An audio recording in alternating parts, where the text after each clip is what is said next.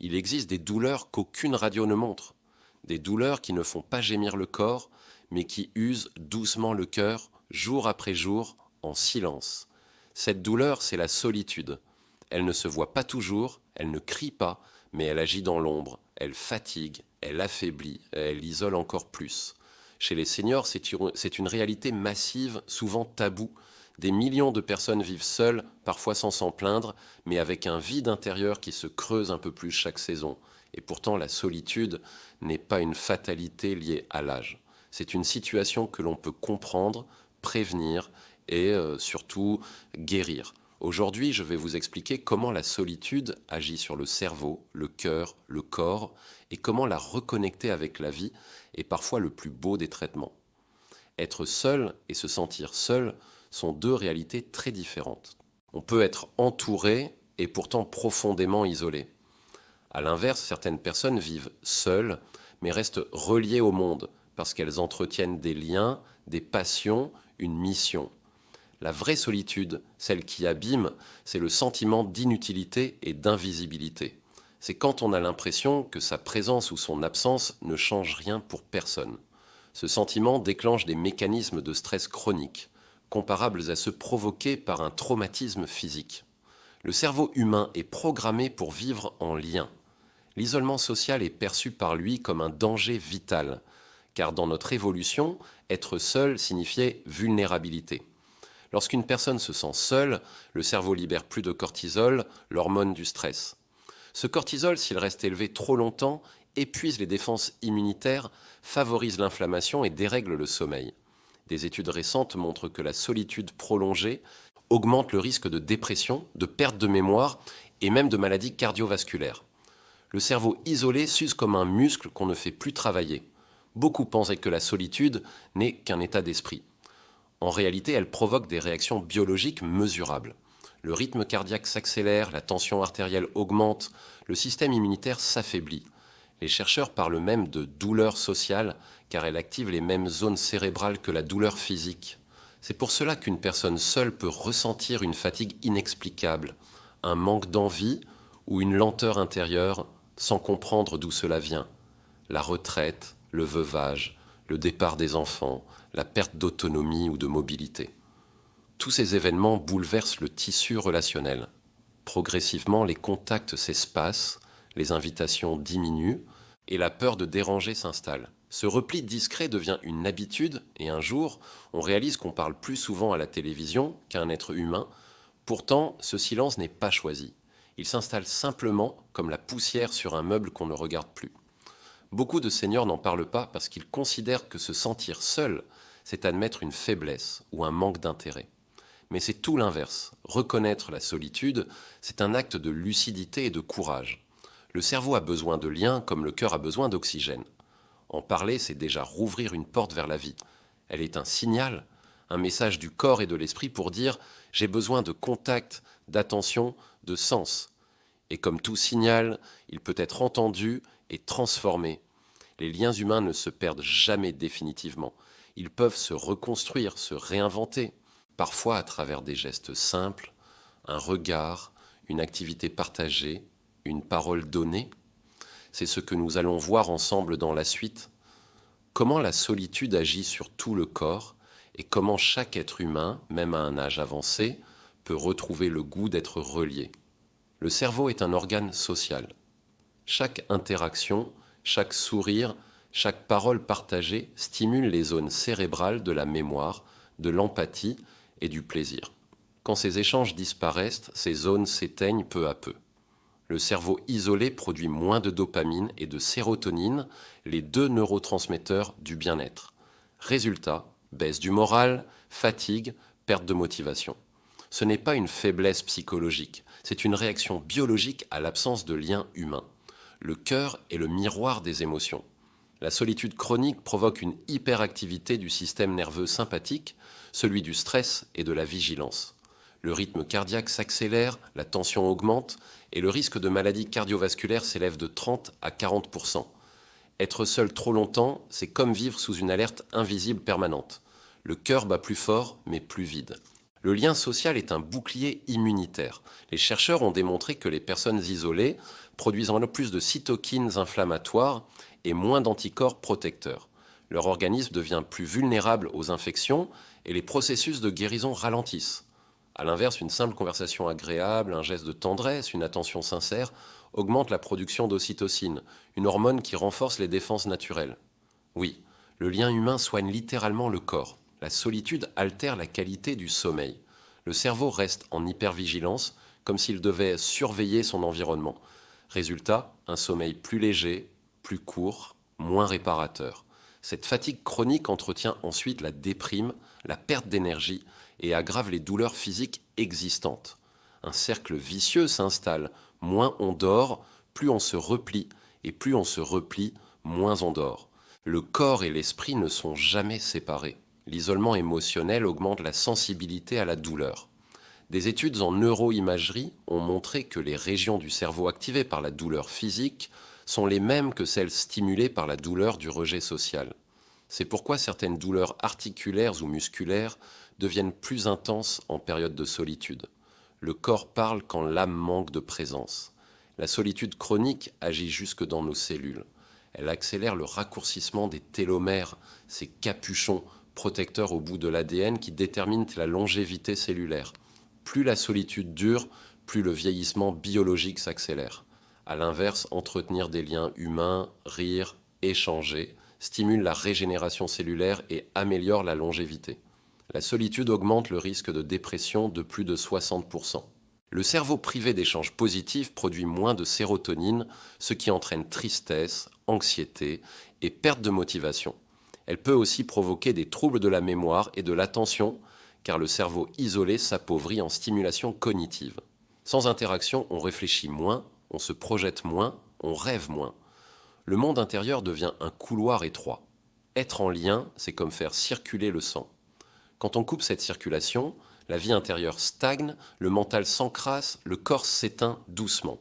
Chaque appel, chaque regard, chaque mot est un battement de cœur social. L'isolement, lui, est une forme d'anémie relationnelle. Quand vous ressentez de la fatigue, des douleurs diffuses, un manque d'appétit ou des insomnies sans cause apparente, ne pensez pas toujours âge ou arthrose. Parfois, c'est votre corps qui crie « relie-toi ». Il vous invite à recréer du lien, à remettre du mouvement, de la voix, du regard dans votre vie. La médecine du lien est gratuite, mais elle demande du courage, celui de tendre la main avant d'attendre qu'on la prenne.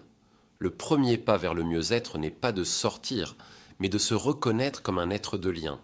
Ce n'est pas un signe de faiblesse d'avoir besoin des autres. C'est une loi biologique. Nous sommes faits pour coopérer, échanger, aimer, partager. Dès que vous admettez ce besoin, votre cerveau commence à relancer les circuits de motivation et de curiosité. Le manque de lien n'est pas une fatalité, c'est une alerte du corps qui vous pousse à revenir vers la vie. La solitude vide le temps. Elle crée des journées sans direction où l'on ne sait plus très bien pourquoi on se lève ni pour qui. La première chose à reconstruire, c'est le sens. Posez-vous chaque matin une question simple. Qu'est-ce que je peux faire aujourd'hui qui me relie au monde ? Cela peut être un coup de téléphone, une promenade, un sourire échangé, une main tendue. L'action crée du lien, même minuscule. Et le sens redonne de la vie au quotidien. Un appel téléphonique, un message, une visite peuvent en sembler des gestes anodins. Pourtant, ils activent dans le cerveau les mêmes zones que le plaisir et la récompense. Une simple voix connue peut réduire la tension artérielle et le taux de cortisol. Si vous connaissez quelqu'un de seul, appelez-le. Si vous vous sentez seul, osez dire « bonjour ». Ce mot, si petit, contient parfois plus de chaleur qu'un médicament. La solitude se combat rarement en restant chez soi. Rejoindre un club, une association, un atelier ou même un simple groupe de marche permet de recréer une routine de lien. Ces activités partagées stimulent la mémoire, renforcent la confiance en soi et diminuent le risque de dépression. Le lien social, c'est aussi une forme de rééducation émotionnelle. À force de rencontrer, le cœur réapprend à s'ouvrir. Pour certaines personnes, renouer avec les humains semble difficile. Dans ces cas-là, les animaux peuvent jouer un rôle précieux. Chiens, chats, oiseaux ou même jardins partagés. Ils redonnent le sentiment d'être utile, responsable, vivant. Caresser un animal libère de l'ocytocine, la même hormone que celle produite par un contact humain bienveillant.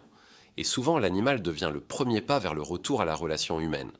La solitude s'installe souvent parce qu'on n'ose plus se raconter.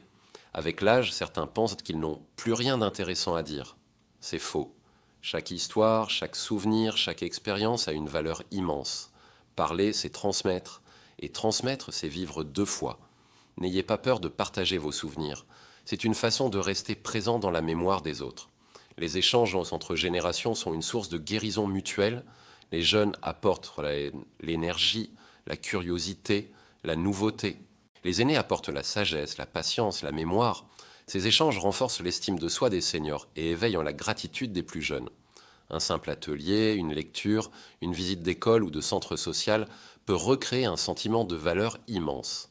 Écrire, peindre, chanter, jardiner, cuisiner, bricoler. Tous ces actes sont des formes de communication. La créativité ne sert pas qu'à s'exprimer, elle sert à se relier. Chaque œuvre, même modeste, crée un pont entre vous et la vie. Quand on crée, on dialogue avec le monde, même si personne n'est là pour écouter tout de suite. La solitude ne se guérit pas d'un coup, elle se transforme chaque jour par un mot, un geste, une ouverture. Le plus important, ce n'est pas de retrouver plein d'amis, c'est de retrouver la sensation d'être relié à soi, aux autres, à la nature, à la vie. Et à partir de là, tout redevient possible. La solitude prospère dans le silence et l'ombre, elle s'affaiblit dès qu'on la regarde en face, dès qu'on en parle, dès qu'on agit. Beaucoup de personnes pensent qu'elles doivent attendre quelqu'un pour en sortir. En réalité, la lumière vient souvent de l'intérieur. Décider d'aller vers, de parler, d'écouter, c'est déjà allumer une flamme contre le vide. Le cerveau humain est plastique, même à 4-20 ans. Chaque contact relance ses circuits de plaisir et de confiance. Le simple fait de retrouver une routine sociale augmente la production d'ocytocine, de dopamine et de sérotonine.